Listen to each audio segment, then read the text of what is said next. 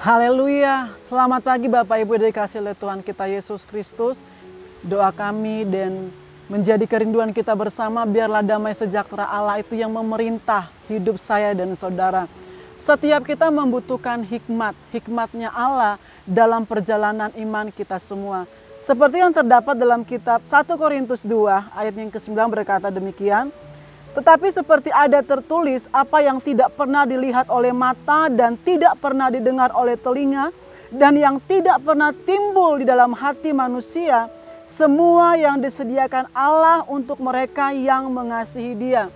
Ketika kita membaca ayat ini adalah sebuah ayat yang berbicara tentang mujizat yang terjadi, berbicara tentang doa yang terjawab. Setiap orang pasti senang jikalau berkata soal mujizat, soal doa yang terjawab.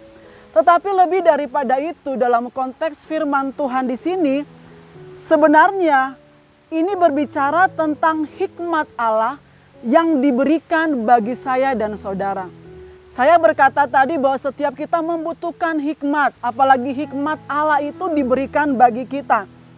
Dan firman Tuhan berkata, hikmat Allah itu Dia berikan bagi siapa? Apa yang tidak pernah kita dengar, apa yang tidak pernah kita pikirkan, apa yang tidak pernah timbul di dalam hati, firman Tuhan katakan semua disediakan Allah untuk mereka yang mengasihi Dia. Untuk saya dan saudara yang mengasihi Tuhan.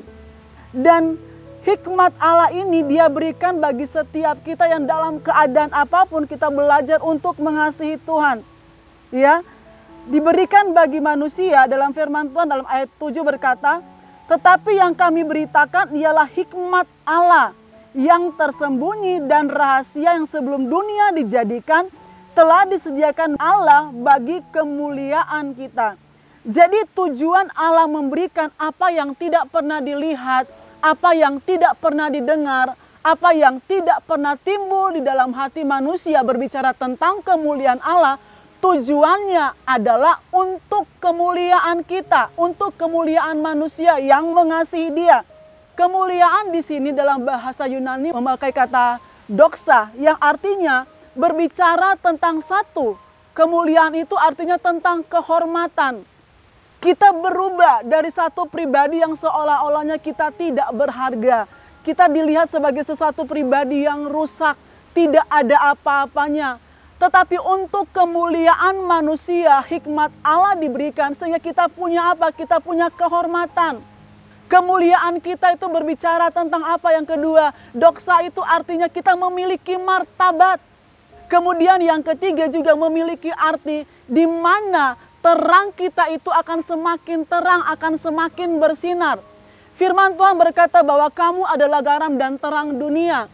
Yesus adalah merupakan sumber terang kita. Dan ketika kita ada di dalam hikmatnya Allah, maka terang itu akan terus bisa menerangi. Mungkin saat ini kita berada di tengah-tengah orang-orang yang ada di dalam kegelapan. Ketika ada hikmat Allah, ada kemuliaan Allah yang Tuhan berikan dalam hidup kita, kita bisa menerangi setiap orang-orang yang ada di sekitar kita. Jadi kita dapat bersyukur bahwa betapa Bapa kita itu yang adalah Bapa yang sangat baik. Di mana Dia memberikan kita hak privilege untuk kita bisa menerima hikmatnya Allah. Dan tujuannya dalam ayat yang ke-7 firman Tuhan berkata, itu untuk kemuliaan kita. Ada kehormatan, ada martabat, ada terang yang semakin bersinar. Setiap kita membutuhkan kehormatan, setiap kita membutuhkan martabat, setiap kita membutuhkan terang itu. Tetapi menjadi pertanyaannya, apakah kita sudah benar-benar menjadi pribadi yang belajar mengasihi Tuhan di dalam hidup, di dalam perjalanan iman kita? Kadangkala kita menuntut, kita minta supaya apa yang tidak pernah kita dengar, apa yang tidak pernah kita lihat, apa yang tidak pernah kita pikirkan, dan apa yang tidak pernah timbul dalam hati kita, supaya itu benar-benar nyata. Tetapi firman Tuhan berkata lagi bahwa itu diberikan bagi setiap orang yang mengasihi Tuhan. Jadi Bapak Ibu Saudara yang dikasihi oleh Tuhan kita Yesus Kristus, ketika kita mengambil satu keputusan untuk kita belajar mengasihi Tuhan. Kadang mungkin kita berkata, saya mau terus mengasihi Tuhan, tetapi rasanya kok keadaan terjepit, keadaan kepepet.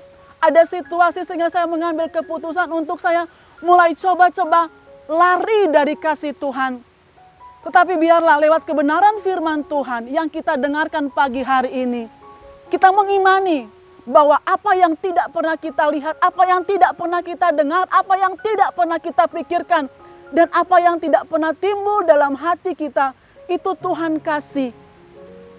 Hikmat Allah, firman Tuhan katakan, Dia rahasiakan, Dia sembunyikan bagi para penguasa-penguasa. Tetapi itu Dia bukakan, Dia berikan bagi saya dan saudara yang mau dan sadar penuh untuk mengasihi Dia.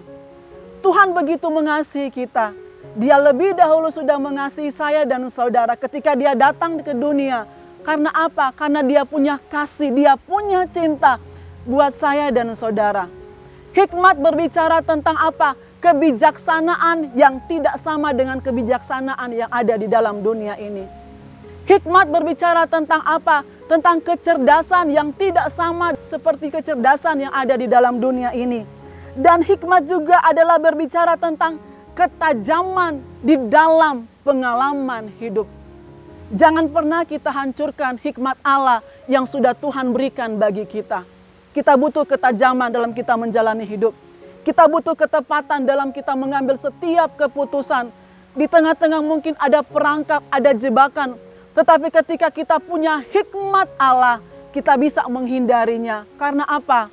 Karena kita tahu kemuliaan itu Tuhan sediakan bagi saya dan saudara.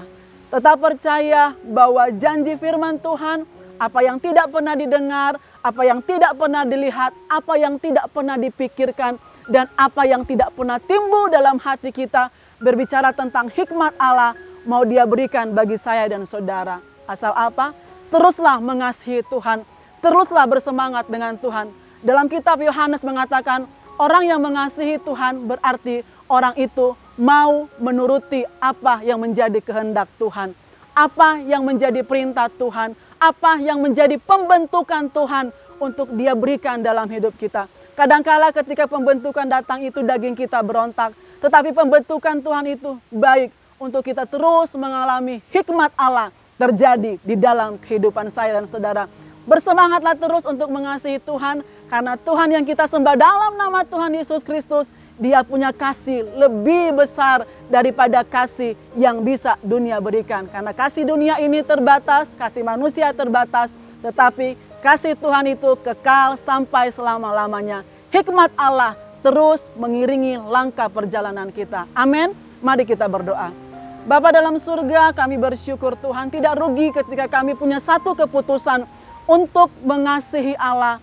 Apapun situasi yang sedang kami alami saat hari-hari ini, Tuhan tahu, Tuhan mengerti, Tuhan mengenal, dan Tuhan punya jawaban yang pasti. Berkati setiap umat-Mu yang dalam keadaan lemah, yang dalam keadaan sakit, Tuhan tolong, Tuhan sembuhkan. Dalam jalan yang buntu, Tuhan berikan jalan keluar, karena kami percaya mengasihi Allah adalah merupakan keuntungan terbesar dalam hidup kami. Dan kami berkata, terima kasih Tuhan, karena Engkau mengasihi kami, Engkau memberikan kami kehormatan, Engkau memberikan kami martabat, bahkan Tuhan Engkau memberikan kami terang ketika kami ada dalam kegelapan. Tuhan Yesus sumber terang dalam hidup kami. Terima kasih Tuhan, biarlah firman ini menjadi rema yang menguatkan, yang menuntun perjalanan kehidupan kami. Kami mengucap syukur buat hari yang baru yang Tuhan berikan di dalam satu nama, dalam nama Tuhan Yesus Kristus. Haleluya, amin.